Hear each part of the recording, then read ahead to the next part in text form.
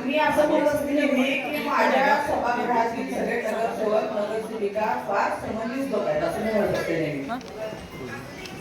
स्वराज्याच्या राजमाता जिजाऊ यांचा स्मृती दिवस, या स्मृती दिनानिमित्त सर्वप्रथम त्यांना नतमस्तक होते, विनम्र अभिवादन करते. मी सुद्धा याच कोल्हापूर शहरामध्ये राहते. आताचा जो गोंधळ चाललाय त्याबद्दल मी थोडीशी आश्चर्यचकित आहे, कारण मला असं वाटतंय आपण सगळ्यांनीच पाण्यावरचे काही निर्णय जे की नैसर्गिक पद्धतीनंच आज धरणातलं पाणी कमी झालंय याची कल्पना मला वाटतं इथं असणाऱ्या नगरसेवकांच्या पेक्षा कुणालाही नाही.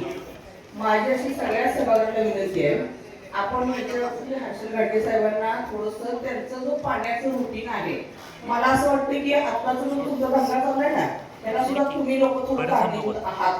मी गेल्या महिन्यात 2 महिन्यापूर्वी हे पाणी धरणातलं संपणार आहे आणि हा नॅचरल नैसर्गिक साठा आहे, तर आपण एक दिवस आड करूया. त्याला तुम्ही साथ दिली नाही, त्यामुळे आता आपण काही करू शकत नाही. एक दिवस आडच पाणी होणार. फक्त सगळ्यांना विनंती एवढीच आहे, तुम्ही सगळे संबंधित लोक आहेत, पाण्याची महानगरपालिकेच्या नगरसेवकांनी कुणालाही कल्पना नाही.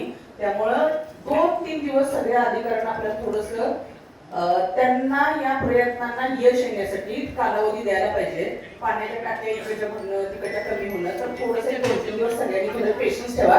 2-3 दिवसानंतर मात्र चांगलं पाणी व्यवस्थित त्याच्याकडे येणार नाही, त्याला मात्र मी स्वतः जबाबदार असेल आणि त्याची जबाबदारी मी घेईन. आपण आता त्या संबंधाची भावना सभागृहाची काय सगळे नगरसेवक जनतेसाठी मानतायत, नाही तुम्ही मांडलं ना आता प्राप्त परिस्थिती काय झाली बोलायचं नाही सभागृहात. पाणी विषय सगळ्यांच्या दृष्टीनं कोल्हापूरकरांच्या दृष्टीनं अत्यंत बिकट का झालाय त्याच्या बोला जाऊन आपल्याला काही टीका टिप्पणी करत बसायचा विषय नाही आहे. जी राधानगरीतून वेळेवर पाण्याला आम्हाला ही वेळ आल्या, पण आता करंटची परिस्थिती काय आहे, कशा पद्धतीने आज कोल्हापूरला पाणी मिळणार आहे हे तर निवेदन मागवले. आता नगरसेवक पेट्रोल भांडण करून आल्या, एकमेक सदस्यांच्या भांडणावर आल्या. ही भावना मांडायची का नाही सभागृहात, हे सुद्धा निवेदन काय आहे? लाटके साहेब, तुम्ही उलट मला तर वाटलं नव्हतं की तुमच्याकडून मला ही अपेक्षा होती.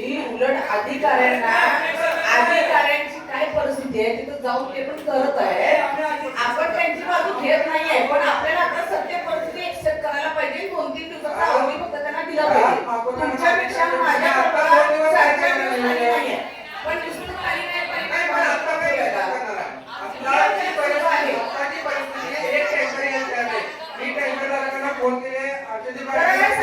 सगळ्यांना सांगताय का ज्या पद्धतीने आपण सभागृह चालवतो ना त्या पद्धतीने आपण पाण्याचा प्रश्न सुद्धा घेणार आहे. सगळ्यांनी बसून घ्या, कामकाज चालू घ्या, काय निष्पन्न होणार आहे असाच वेळ निघून जाईल. प्रत्येकाला विचारायचे पाणी प्रश्नावरती आपण बोलणार आहे, सभागृह चालू करूया.